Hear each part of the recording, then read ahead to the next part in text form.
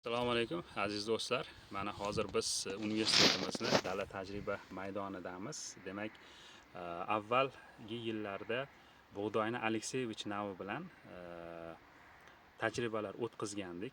Plazma bilan ishlov berilgan urug'lar, demak, nazorat gruppasiga nisbatan universitet davlat tajriba maydonida hosildorlik 24% gacha oshganini kuzatgan edik.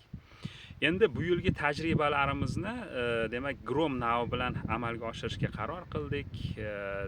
Demak, mana daladan hozir analizlar olyapmiz. Mana bu demak nazorat gruppasi Grom navi bilan rivojlanishi ham demak o'simlikni bo'yi ham pastroq, nisbatan xlorofil kontenti ham kamroq.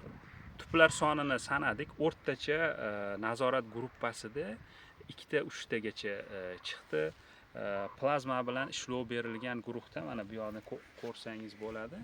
Demak, xlorofil kontenti ham yuqori, bo'yi uzunroq, turli xil o'simlikning fiziologik ko'rsatkichlari bo'yicha taqqoslaganimizda natijalar nazorat gruppasiga nisbatan o'ta yaxshi chiqyapti. Mana qo'limda hozir sanadik, eng yaxshi tuplagani plazma bilan ishlov berilgan urug'larda 12 tagacha chiqdi. O'rtacha 7-8 ta. Demak, bu tuplar soni ko'p bo'lishi ham albatta hosildorligiga o'z navbatida ta'sirini ko'rsatadi.